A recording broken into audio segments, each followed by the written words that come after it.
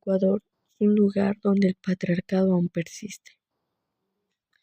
El patriarcado es un sistema social en que los hombres tienen el poder primario y predominan en los roles de liderazgo político, autoridad moral, privilegio social y control de la propiedad.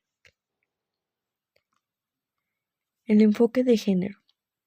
El término género se refiere a las diferencias socialmente impuestas entre hombres y mujeres, basadas simplemente en sus diferencias biológicas, y está influenciado principalmente por factores sociales, culturales, religiosos, históricos.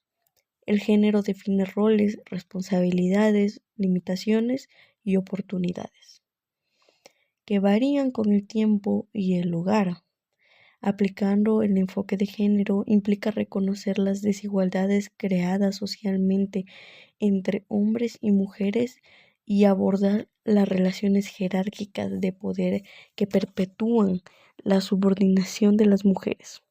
También se reconoce la diversidad y las diferencias formadas entre hombres y mujeres. Pero para poder entender más allá, la violencia de género contra las mujeres, ¿qué es? Es cualquier acción o conducta que cause daño o sufrimiento físico, psicológico, patrimonial, económico o sexual a las mujeres por el hecho de ser mujeres, tanto en el ámbito público como privado. Se fundamenta en las relaciones asimétricas de poder entre hombres y mujeres y que afectan a toda la organización social. También existen tipos de violencia. Tenemos la violencia física, que es todo acto u omisión que cause daño o sufrimiento físico, dolor o muerte. Puede ser maltratado o agresión, pellizcos, empujes, tirones de cabello, puntapiés, sacudidas, castigos corporales, golpes de puño, entre otras agresiones más, que provoquen o no lesiones, heridas internas o externas. También la violencia psicológica. Es toda acción, omisión o patrón de conducta que cause daño emocional, afectando así el autoestima, la honra, la dignidad personal, la identidad, las expresiones y que provoque descrédito. También se manifiesta mediante la humillación, intimidación, encierros, tratamientos forzosos, manipulación, el control sobre ellas, aislamiento y la vigilancia o el hostigamiento, amenazas, celos, chantajes, por cualquier medio o por cualquier razón. La violencia sexual es todo aquello que afecte o restringe el derecho a la integridad sexual y a decidir sobre su vida sexual reproductiva, sin perjuicio de los delitos como violación por parte de la pareja misma o de cualquier pariente, prostitución forzosa, acoso sexual, trata, también toda acción de naturaleza sexual contra las niñas y adolescentes. La violencia económica y patrimonial. Toda acción u omisión que tenga como consecuencia la reducción o debilitamiento de los recursos económicos o del patrimonio de una mujer, incluso dentro de la relación de la pareja. Son ejemplos de violencia. La sustracción, retención o destrucción de bienes, documentos u objetos, la limitación de recursos económicos para cubrir las necesidades básicas o el incumplimiento de obligaciones económicas en sí. La violencia simbólica.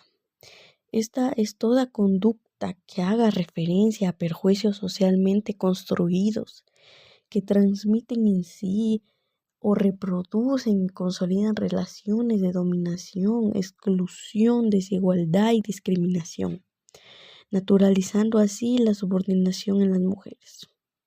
Todo mensaje, frases, todas estas situaciones que naturalicen y continúen perpetuando la violencia de género, en donde las mujeres sigan siendo víctimas, vistas y juzgadas como objetos sexuales.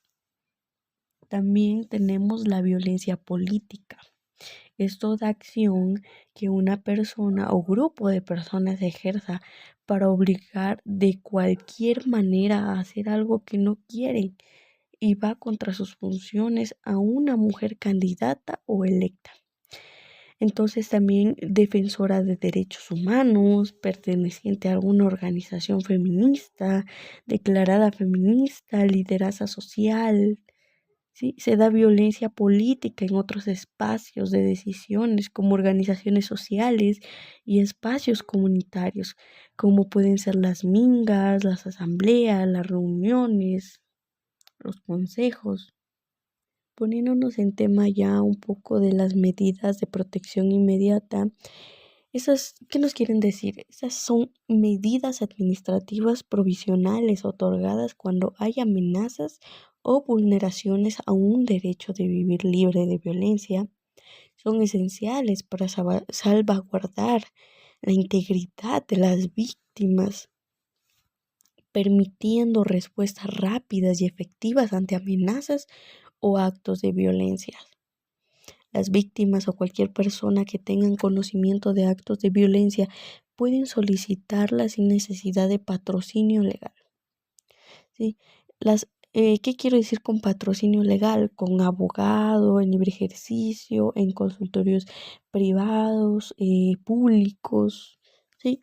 Las autoridades competentes incluyen en las juntas cantonales de protección de derechos. También tenemos los lugares donde no existen las juntas cantonales de protección de derechos. Estas serán las comisarías nacionales de la Policía Nacional, pero debemos acudir a ellas inmediatamente porque no podemos tolerar más violencia, especialmente para las mujeres. Algo importante que me parece es que la Ley Orgánica Integral para Prevenir y Erradicar la Violencia contra las Mujeres, en el artículo 56, establece que las instancias otorgantes de medidas administrativas de protección inmediata deben utilizarse los parámetros de valoración de riesgo y condiciones de vulnerabilidad de las víctimas en sí.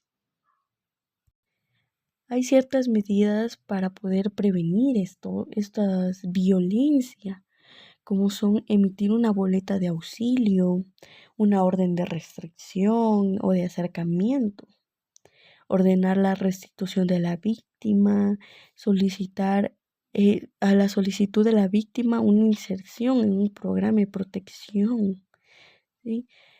Prohibir al agresor esconderse o tan siquiera acercarse, prohibir acciones de intimidación, amenazas por parte de ese agresor hacia las víctimas.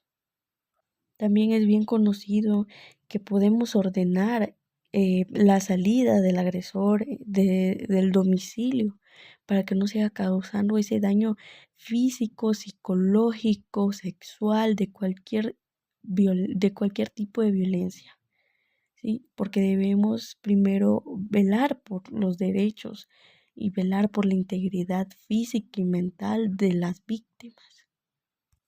Para cerrar con este micro documental que he hecho, quisiera dejar una frase que tiene toda la razón, porque dice así: el opresor no sería tan fuerte si no tuviese cómplices entre los propios oprimidos.